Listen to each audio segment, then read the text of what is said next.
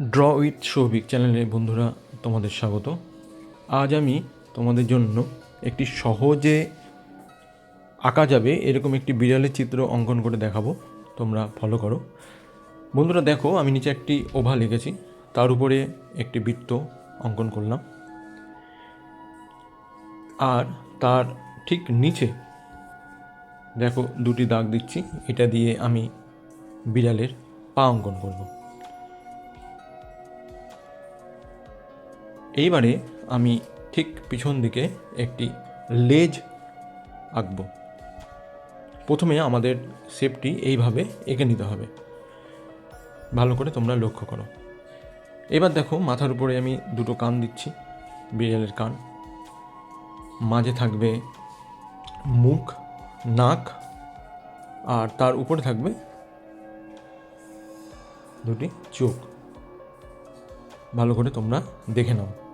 যেই শেপে আমি করলাম এই শেপেই তোমরা যদি করো তাহলে বিড়ালটা তোমাদের একদম সহজ হয়ে যাবে। অর্থাৎ প্রত্যেকটি বস্তুরই একটি জ্যামিতিক রূপ আছে। তোমরা যদি ওটাকে ফলো করো তাহলে যে কোনো চিত্রই তোমাদের কাছে খুব সহজ হয়ে যাবে। এবার আমি দেখো কি করে বিড়ালটিকে সম্পূর্ণ করছি তোমাদের সামনে।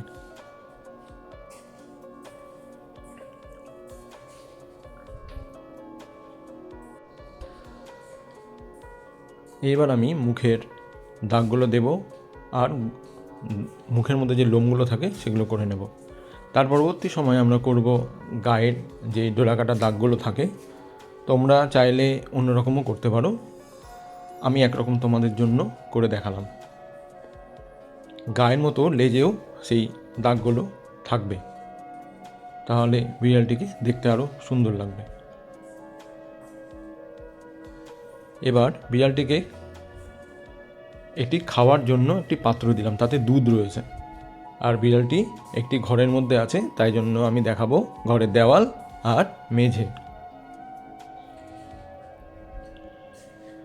বন্ধুরা এবার চলো এটিকে কালার করার পর্ব। প্রথমে আমি অকার ইয়েলো এই কালারটি নিয়ে বিড়ালের গোটা গায়ে দিয়ে দেব। শুধুমাত্র যেই ছোট ছোট ব্লকগুলো রেখেছি, অর্থাৎ যে ডোরাকাটা দাগ, সেগুলো বাদ দিয়ে, কারণ ওগুলোতে আমি আলাদা কালার দেব। তোমরা মনে রাখবে যখন কালার করবে, কালারের প্যাটার্ন যেন একই দিকে থাকে। অনেক বিগিনার্সরা, অনেক ছোটরা কালার করার সময় এটিকে কিছুতেই ফলো করে না, তারা বারবার করে এটিই ভুল করে। তারা যেদিকে ইচ্ছা সেদিকে প্যাটার্ন করে। সব সময় মনে রাখবে, ছোট ক্ষেত্রে আলাদা ব্যাপার, কিন্তু বড় বড় ক্ষেত্রে প্যাটার্ন, অর্থাৎ আমি যেই তোমাদের হ্যাচিংগুলোতে দেখিয়েছিলাম ঠিক সেই রকমই। যদি বডি বা কোনো ফিগার লম্বা টাইপের থাকে তাহলে তোমরা লম্বা প্যাটার্ন ইউজ করবে। যদি কোনো সমতল জায়গা থাকে তাহলে তোমরা সমান সমানভাবে প্যাটার্ন ইউজ করবে, অর্থাৎ লেফট থেকে রাইট।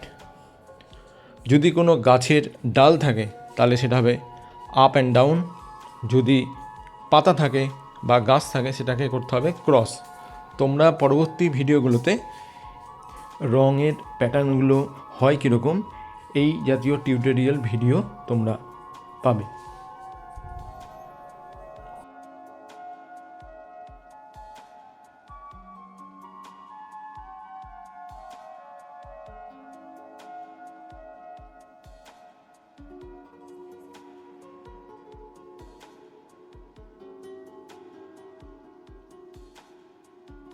রং করার সময় লক্ষ্য রাখবে যেন সেই আঁকা ডোরাকাটা দাগগুলির মধ্যে, অর্থাৎ যে আলাদা শেপ করে রাখা হয়েছে দাগগুলি, সেগুলোর মধ্যে কালার না ঢুকে যায়, আবার কালার যেন বাইরেও না বেরিয়ে যায়। সুতরাং কালার করার সময় তোমরা অবশ্যই নিজের হাতের উপর বেশি গুরুত্ব দেবে, অর্থাৎ রং বেশি দ্রুত করবে না, রং বেশি চেপেও করবে না, আবার রং করার ক্ষেত্রে উলট পালট প্যাটার্ন কখনোই করবে না। দেখো, আমি দেওয়াল করার সময় আমি তোমাদের প্যাটার্নের সাইনটি দিয়ে দিচ্ছি যে আপ থেকে ডাউনের দিকে রংটি হবে। তোমরা এটি ভালো করে লক্ষ্য রাখো এবং বাড়িতে যখন তোমরা করবে তখন কখনোই এই ভুলটি করবে না। আপ অ্যান্ড ডাউন উপরের দেওয়াল তোমরা লেফট টু রাইটও করতে পারো, কিন্তু যেন সেটা একই রকমই হয়। এমন নয় যে লেফট টু রাইট আবার আপ অ্যান্ড ডাউন দুটোই মিশিয়ে করছো, এরকম কখনোই করবে না। রং করার ক্ষেত্রে তোমাদের আরেকটা জিনিস লক্ষ্য রাখতে হবে, সেটি হচ্ছে আউটলাইন, বর্ডার লাইন, এই দুটো মনে রাখবে। অর্থাৎ রংটি আমি কোন জায়গা অবধি করব। তোমরা যদি রংটি আউটলাইনটিকে কালার দিয়ে বেঁধে দাও, অর্থাৎ বর্ডার লাইন দিয়ে দাও, তাহলে রংটি আর বাইরে যাবে না। এতে তোমাদের রং করার ক্ষেত্রেও সুবিধা হবে, প্লাস তোমাদের মাথাতেও থাকবে যে রংটি আমি এই বক্সে পর্যন্তই ভরাট করব। তোমরা এইটি রং করার পূর্বেই করে নিতে পারো, তাহলে তোমাদের রং করার ক্ষেত্রে অনেক সুবিধা হবে।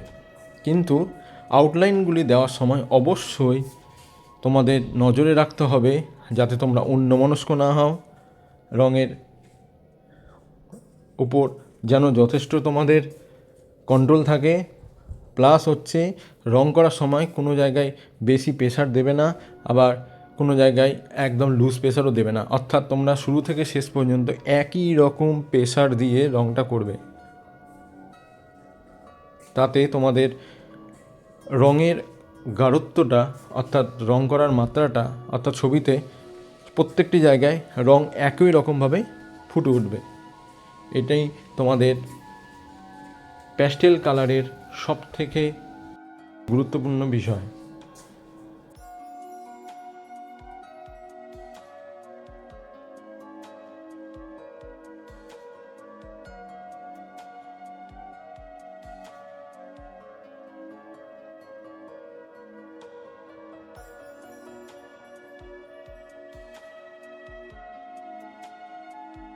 বন্ধুরা, আমি যেরকম উপরের দেওয়ালে পিঙ্ক কালার দিলাম, তোমরা তোমাদের পছন্দ মতো যে কোনো কালারই দিতে পারো, যেমন light green, light yellow, sky blue, এই জাতীয় কালারগুলো তোমরা ইউজ করতে পারো। তোমরা অবশ্যই বাড়িতে নানা ধরনের কালার ইউজ করে দেখবে কোনটা তোমাদের সবথেকে বেশি পছন্দ।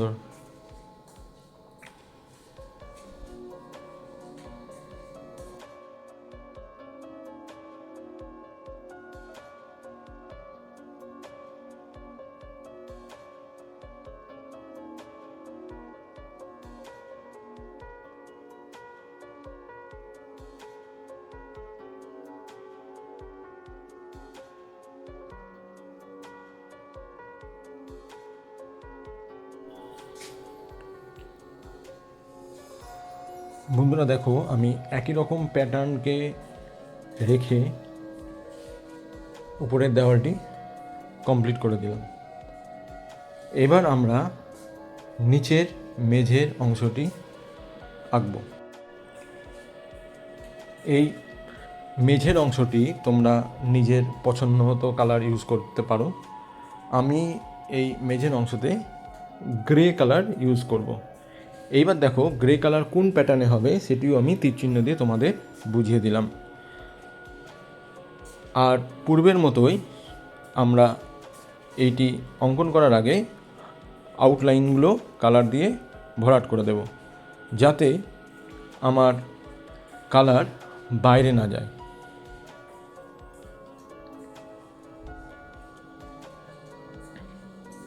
বন্ধুরা, সবসময় তোমরা চেষ্টা করবে প্যাটার্নটি যেন একই রকম থাকে।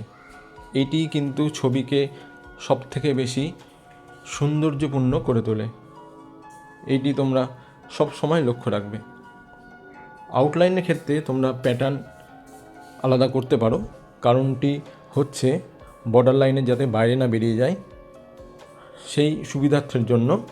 কিন্তু যখন আউটলাইন হয়ে যাবে তখন কিন্তু তোমরা একই প্যাটার্নে কালার কমপ্লিট করবে। তার সঙ্গে গুরুত্ব রাখবে যেন কালারের উপর তোমাদের দক্ষতা, প্রেশার একই রকম থাকে। আর রং কখনোই দ্রুত করবে না, রং দ্রুত করলে ছবি বাজে হবে।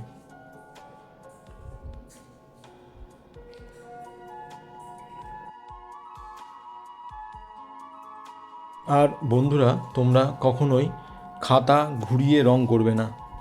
অনেকেই দেখি খাতার কোলের ওপর নিয়ে বা টেবিলের ওপর খাতা ঘুরিয়ে কালার করছে।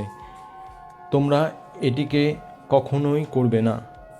তোমরা যদি খাতা একই দিকে রেখে রং করো তাহলে তোমাদের হাতের আঙ্গুলের মাসলগুলো একদম উপযুক্ত হয়ে উঠবে, যা তোমাদের ভবিষ্যতে ভালো হাতের লেখা, ভালো ডিজাইনিং, ভালো ড্রয়িংয়ে দক্ষ করে তুলবে। আর হাতের আর আঙ্গুলের পেশিগুলোকে এইভাবেই স্টেবল করতে হয়, অর্থাৎ উপযুক্ত করে তৈরি করতে হয়, যাতে এগুলো একদম ফ্রি হয়ে যায়। হাতের মাসল, হাতের আঙ্গুল যত বেশি ফ্রি হবে তত তোমরা কমফোর্টেবলি যে কোনো ড্রয়িং, হাতের লেখা, নকশা, ডিজাইন সহজে করতে পারবে। এইটি অবশ্যই মাথায় রেখো যে খাতা কখনোই তোমরা ঘোরাবে না। খাতা একইভাবে একই দিকে রেখে করবে। হতে পারে তোমাদের খাতা ঘোরালে কিছুটা সুবিধা হয়, কিন্তু এই ধরনের সুবিধা ভবিষ্যতে তোমাদের আর উপযুক্ত করে রাখবে না, অর্থাৎ তোমরা পারদর্শী হয়ে উঠতে পারবে না। সুতরাং খাতা একই দিকে রেখে তোমরা কালার করবে। এবারে দেখো বন্ধুরা, আমি একটি খয়েরি কালারের পেন্সিল নিয়ে আমি বিড়ালের গায়ের সমস্ত যে এক্সট্রা দাগগুলো রয়েছে, অর্থাৎ ফাঁকা ফাঁকা জায়গা রয়েছে, যাকে বলে আরও দেখতে সুন্দর রাখার জন্য আমি যে ফাঁকা জায়গাগুলো রেখেছি সেগুলো খয়েরি কালারের পেন্সিল দিয়ে আমি ভরাট করে দিচ্ছি। পায়ের নখগুলো আমি পেন্সিল দিয়ে করে ফেলবো। এরপরে আসছি যে পাত্রে দুধ আছে সেই পাত্রটিকে রং করা। তোমরা চাইলে এই পাত্রটিকেও নিজের মতো করে কালার করতে পারো। আমি এটিকে আকাশি কালার দিয়ে ফুটিয়ে তোলার চেষ্টা করলাম। এইবারে বন্ধুরা তোমাদের দুটো জিনিস বলে রাখি, যেহেতু তোমরা বিগিনার্স, সেই ক্ষেত্রে তোমরা স্কেচ পেন বা গ্লাস মার্কার ইউজ করতে পারো। আমি পরবর্তী ভিডিওগুলোতে তোমাদের স্কেচ পেনের ব্যবহারটি দেখাবো। আজকে আমি তোমাদের গ্লাস মার্কারের ব্যবহারটি দেখালাম। গ্লাস মার্কার ব্যবহার করার ক্ষেত্রে একটি সুবিধা রয়েছে যে রং করার পর আমি গ্লাস মার্কার ইউজ করতে পারবো, যেটা স্কেচ পেনের ক্ষেত্রে হয় না। কিন্তু আরেকটি অসুবিধা আছে, গ্লাস মার্কারের যে কার্বন অর্থাৎ যে গ্রাফাইট, সেটি না খুব তাড়াতাড়ি ভেঙে যায়। সেই ক্ষেত্রে স্কেচ পেনে অনেক সুবিধা বেশি, কিন্তু স্কেচ পেন করার পর রং করার শেষে দেখা যায় যে স্কেচ পেনের দাগগুলি ঢেকে যাচ্ছে। সুতরাং তোমাদের দুটো জিনিস দিয়েই তোমরা অবশ্যই প্র্যাকটিস করবে, যেটা তোমাদের বেশি কমফোর্টেবল লাগবে সেটাই তোমরা করবে। বিগিনার্সরা আউটলাইনের জন্য স্কেচ পেন বা গ্লাস মার্কার ইউজ করতে পারো, কিন্তু যত তোমরা নিজেকে ডেভেলপ করবে, যত তোমরা বড় হবে, তখন তোমাদের কিন্তু এই দুটো জিনিস ছাড়তে হবে। আর যে লাইট অ্যান্ড শেড বুঝিয়েছিলাম সেইটি দিয়েই তোমাদের আউটলাইনটি বোঝাতে হবে। যেহেতু তোমরা এখন ছোট আছো, যারা বিগিনার্স আছো, তারা আপাতত হাতের ড্রয়িংটি ভালো করার জন্য আউটলাইন স্কেচ পেন বা গ্লাস মার্কার দিয়ে করতে পারো। বন্ধুরা দেখো, আমি গ্লাস মার্কার দিয়ে সম্পূর্ণ বিড়ালটিকে ফুটিয়ে তোলার চেষ্টা করছি।